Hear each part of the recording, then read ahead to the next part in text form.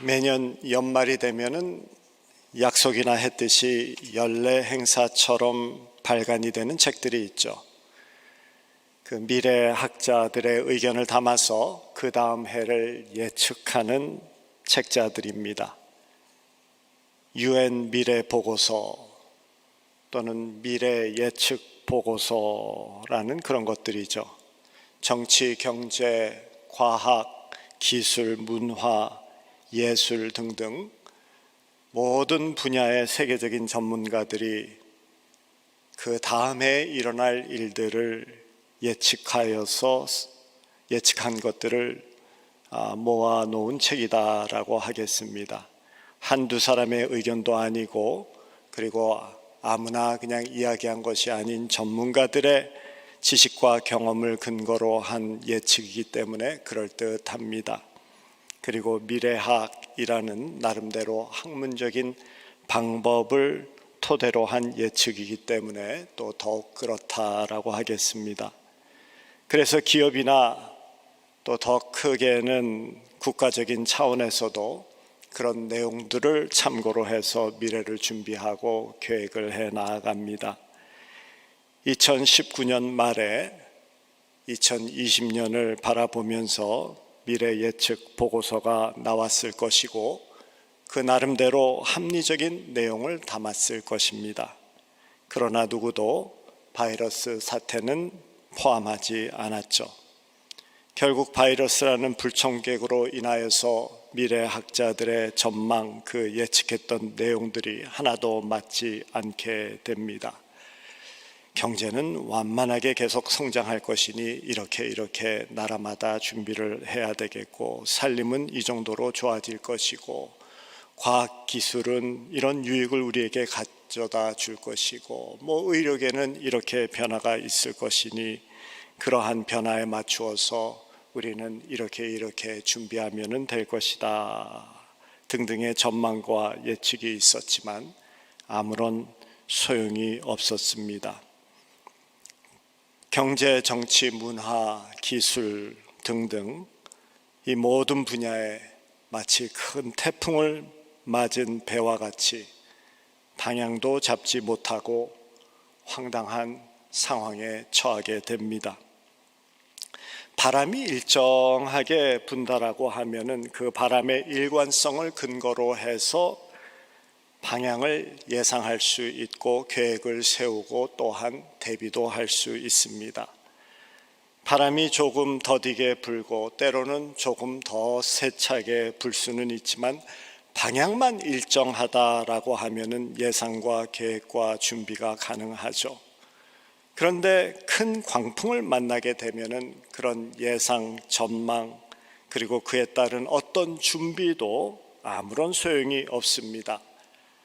코로나 바이러스와 같은 큰 광풍을 만나면은 인간의 예상과 계획과 기대가 얼마나 부질없는 것이었는지를 깨닫게 되는 것이죠.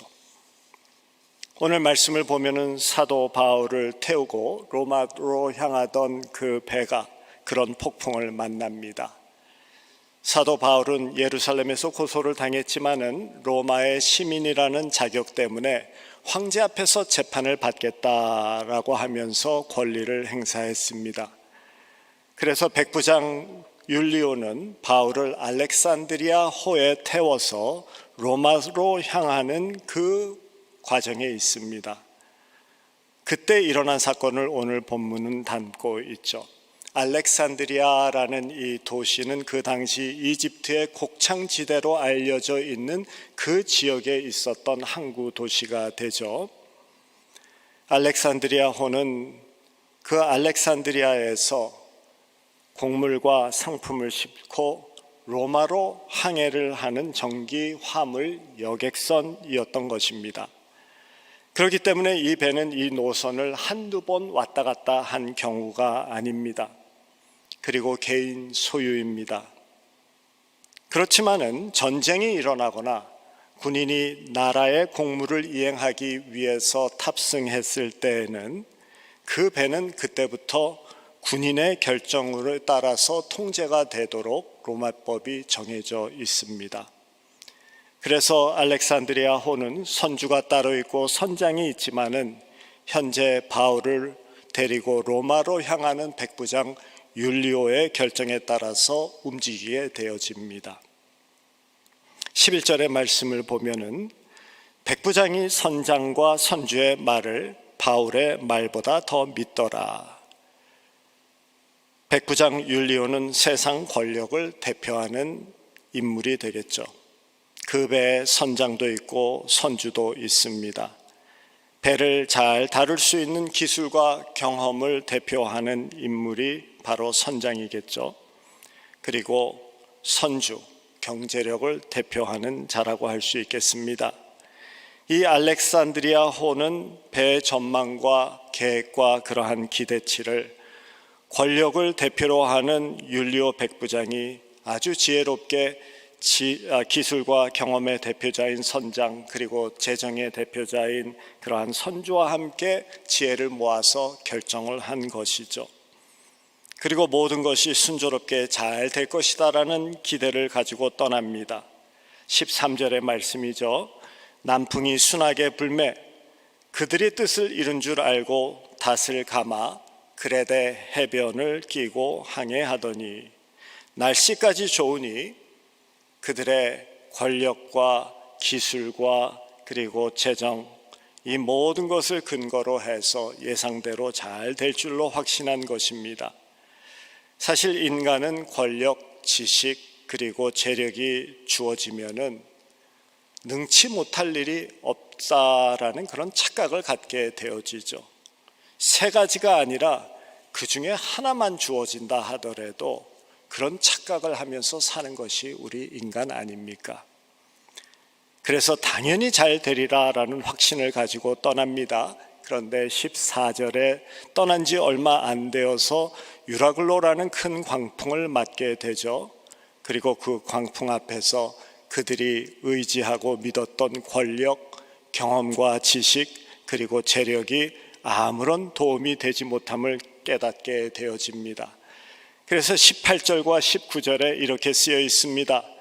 우리가 풍랑으로 심히 애쓰다가 이튿날 사공들이 짐을 바다에 풀어버리고 사흘째 되는 날에 배의 기구를 그들의 손에서 내어버리니 속수무책으로 손을 놓고 자포자기한 상태가 되어봅니다.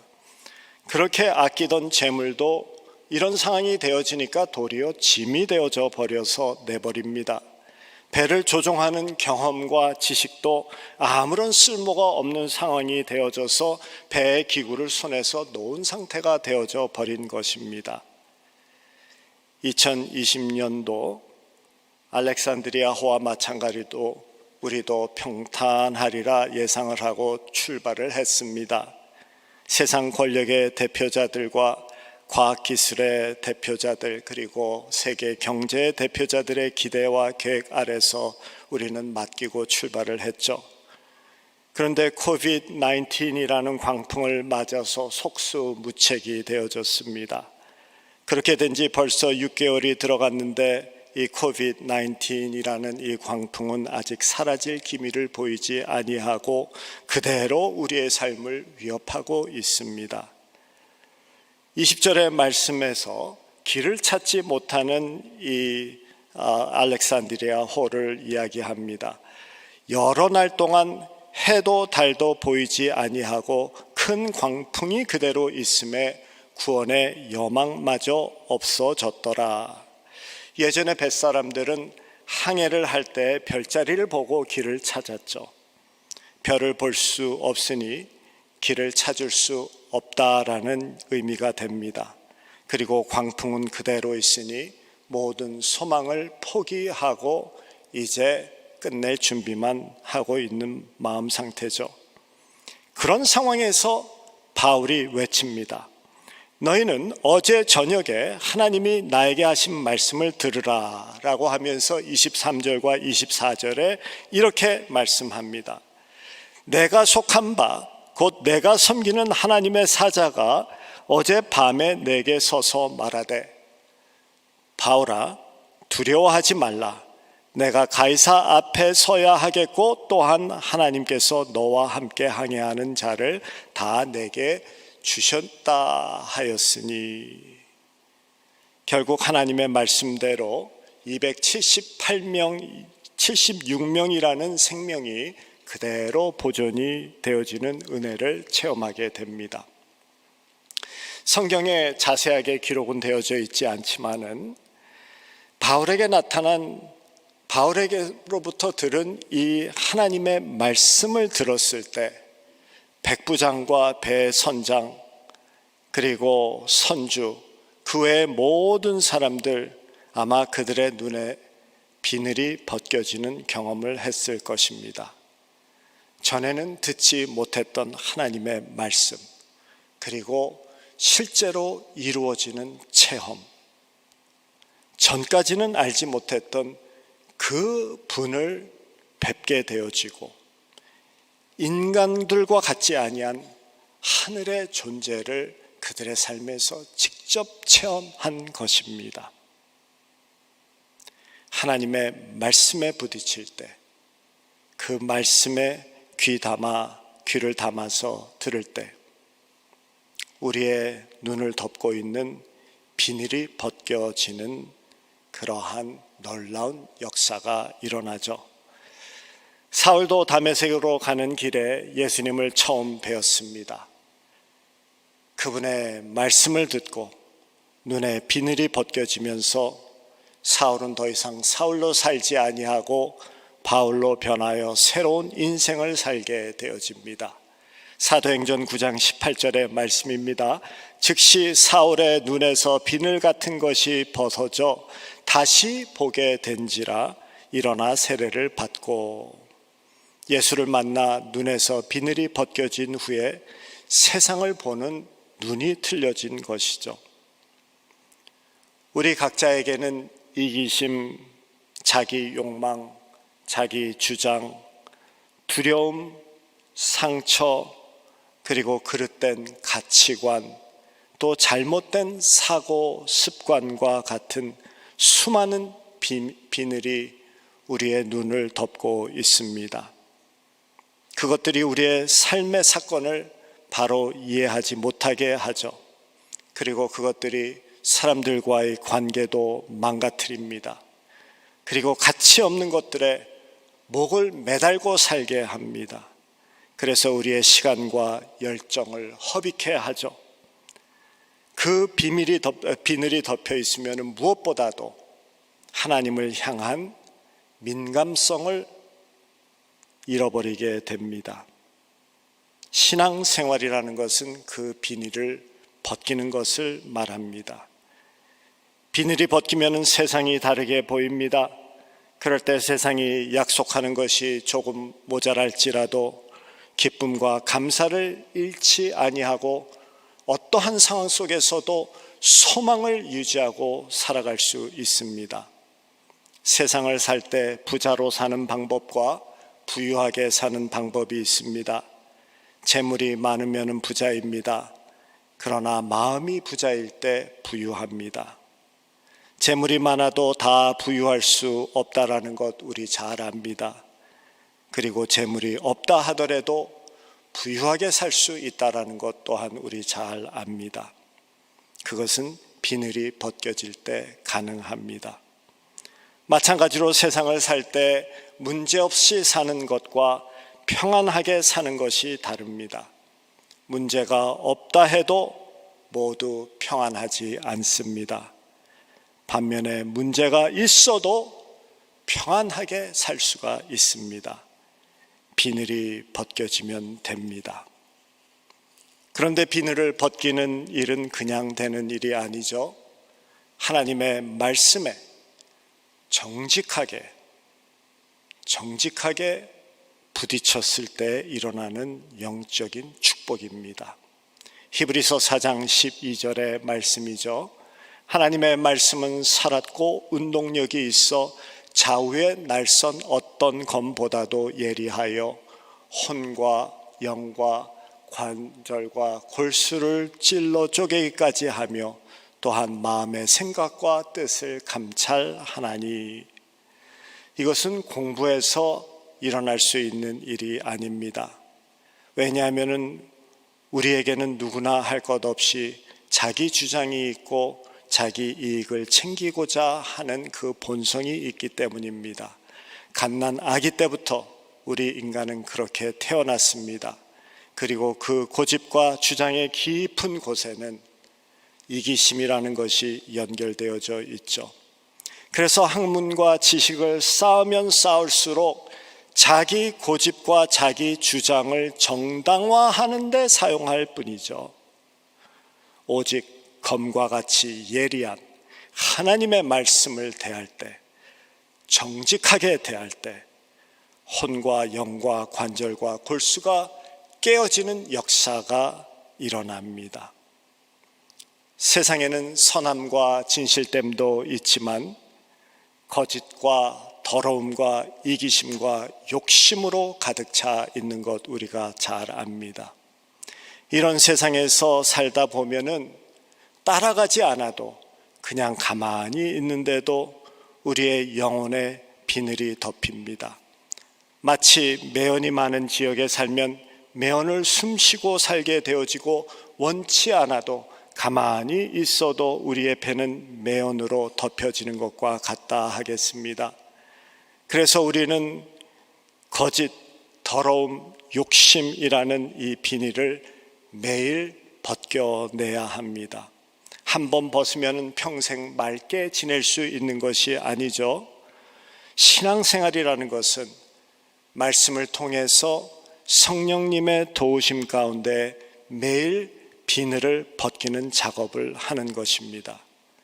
그럴 때 에베소서 4장 24절의 말씀과 같이 하나님을 따라서 의와 진리의 거룩함으로 지으심을 받은 새 사람을 입을 수 있는 그러한 자리로 가게 되어집니다. 그래야만 영적 매연으로 혼탁해진 세상에서 살면서 하나님의 뜻을 제대로 분별합니다. 분별해야만 그래도 따라가서 살 수 있는 것이죠. 지금과 같은 광풍을 만났을 때 말씀을 더 가까이 해서 우리의 시야를 가리고 있는 이 비닐을 날마다 벗겨내야 합니다. 그래야 하나님의 은혜를 입게 되고 하늘의 해와 별이 보이지 않아도 길을 찾을 수 있는 것이죠.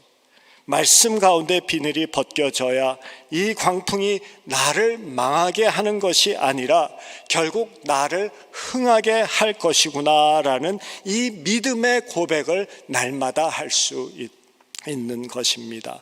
말씀에 정직하게 부딪혀져서 비늘이 벗겨져야 그 영적인 하나님의 은혜를 맛볼 수 있는 것입니다.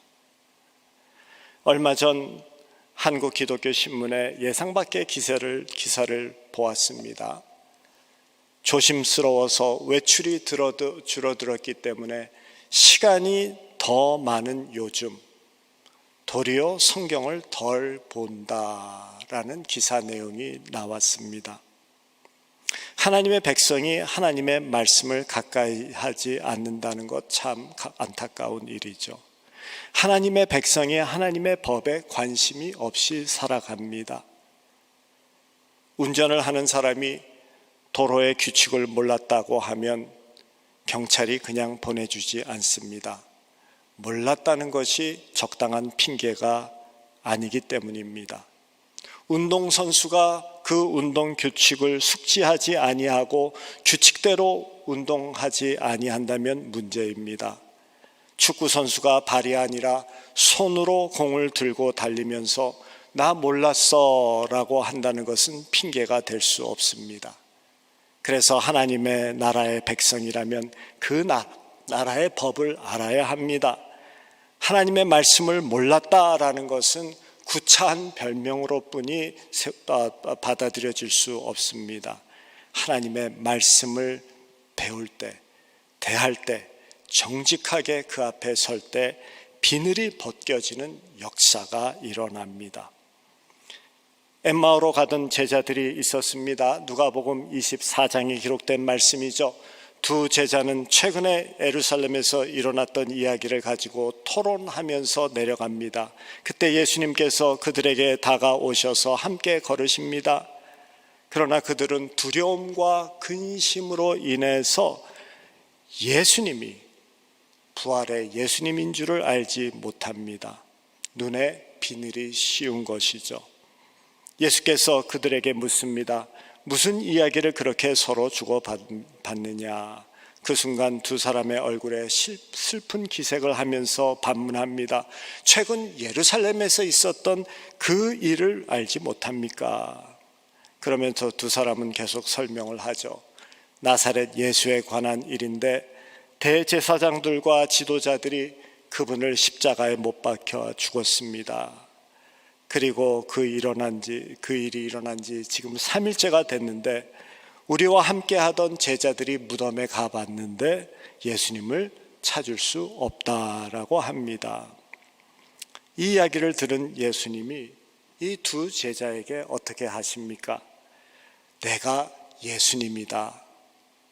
내가 기적 한번 보여줄게 라고 하면서 말씀하지 않습니다. 차분하게 성경을 가르치십니다. 누가복음 24장 27절의 말씀이죠. 이에 모세와 모든 선지자의 글로 시작하여 모든 성경에 쓴 바 자기에 관한 것을 자세히 설명하시니라. 예수님은 두 사람에게 성경 전체에 나와 있는 메시아에 대한 글을 설명해 주십니다. 예수님이 이제 떠나셨습니다. 두 사람은 서로 이렇게 말합니다. 예수께서 우리에게 성경을 풀어 말씀해 주실 때 우리의 마음이 뜨겁지 아니하더냐? 우리의 마음이 뜨겁지 아니하더냐? 얼마나 큰 은혜입니까? 말씀을 정직하게 대할 때 이 마음의 이 뜨거운, 우리의 눈에 비늘이 벗겨지는 이 놀라운 은혜를 체험하게 되어지죠. 그런 후에 이 두 제자는 이렇게 말하면서 도망쳐 내려왔던 예루살렘으로 다시 올라갑니다. 우리에게 주는 두 가지 메시지입니다. 말씀을 통해서 그들의 마음이 뜨거워졌다. 비늘이 벗기는 그러한 놀라운 은혜. 그리고 그러기 때문에 그들은 삶의 방향을 바꾸었습니다. 예수를 믿는다는 것은 이제 예전과 확연하게 구분된 그 다른 길로 가겠다라는 결단입니다. 동쪽으로 갔었으면 이제는 서쪽으로 가겠다는 것이고, 북쪽으로 갔었으면 이제 유턴해가지고 남쪽으로 가겠다라는 결단이 예수 믿는 것입니다. 보고 있던 지도를 바꾸겠다라는 것입니다. 이제는 예수라는 분이 주신 그 지도를 따라 가겠다라는 것이 예수 믿는 것입니다. 마음과 생각과 뜻이 달라져서 결국에는 삶이 날마다 새로워지는 것을 말합니다.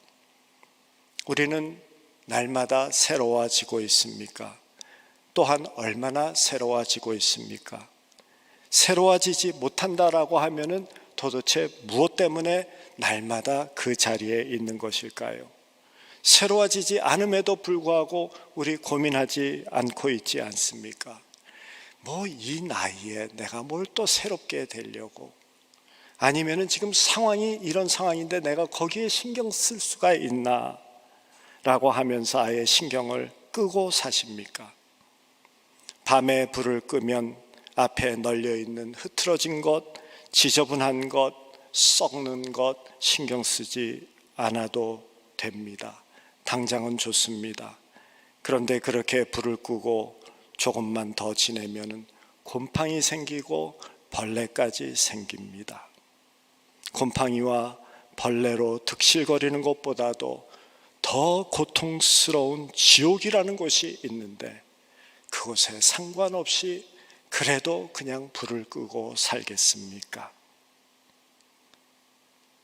불을 켜고 썩는 것은 치워내야 하고 지저분한 것은 정리해야 되죠. 우리들도 영적으로 그렇게 불을 끈 어두운 삶을 살고 있지 않은지, 말씀의 불을 다시 켜야 되지 않을지, 이 비늘을 걷어버리는 작업을 다시 시작해야 되지 않을지 생각해 봅니다. 우리가 주님을 영접하고 기쁨에 겨워서 새로운 삶을 살고 그 감격을 누구보다도 못지않게 깊이 누렸었는데, 자신도 모르는 사이에 옛날의 삶으로 회귀했다라고 하면은 무엇이 문제이겠습니까? 이 매일 비늘을 벗기는 일을 게을리 했기 때문입니다. 지난 수요일에 하나님을 경험하는 삶 성경 공부를 시작했습니다. 20명이 등록을 했어요. 너무 많이 요청이 와가지고 나중에는 다음번에 등록해달라는 부탁을 하면서 숫자를 조정했어야만 했습니다. 인터넷 화상으로 한번 공부를 했는데 생각보다 괜찮더라고요. 물론 얼굴과 얼굴을 맞대고 이렇게 할 수 있는 것이 최고이지만은 그래도 차선책으로 이만하면은 감사하다라고 하면서 시작을 했습니다. 처음 모임이기 때문에 성경 공부에 참석한 우리 성도님들에게 참석하신 그 이유를 여쭈었습니다. 하나님을 더 가까이 하기를 원해서요. 신앙생활이 게을러지는 것 같아서요. 옛 열심을 회복하기를 원해서요. 하나님을 더 체험하기를 원하는 마음으로요. 등등 본인들의 이유를 이렇게 함께 나누었습니다. 그런 성도님들의 이야기를 들으면서 제 마음에 참 큰 기쁨이 몰려오더라고요. 나도 이렇게 기쁘니 하나님은 얼마나 기쁘셨을까라는 생각을 하면서 감사했습니다. 이제 이준영 목사님께서도 곧 성경 공부를 시작하려고 준비하고 계십니다. 더 많은 분들이 참석할 수 있는 방법으로, 조금 틀린 방법으로 이번에 시작을 해보려고 해요. 여러분들 많이 참석해 주시기 바랍니다. 그리고 차재승 교수, 그 신학 교수 되시는 그분도 우리 성도님들과 나눌 또 그 인터넷상에 성경 말씀 공부도 준비를 하고 계십니다.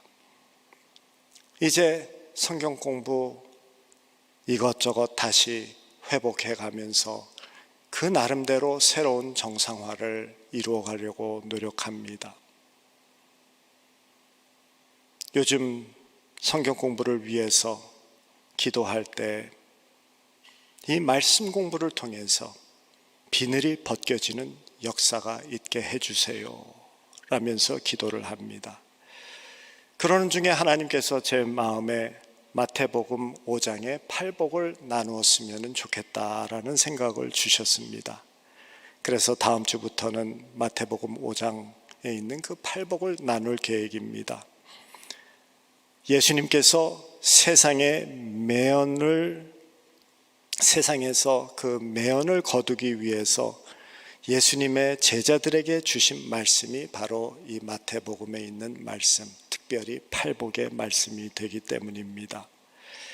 이 팔복의 말씀을 통해서 눈에 비늘이 벗겨지는 그러한 은혜를 저희들이 입기를 원합니다.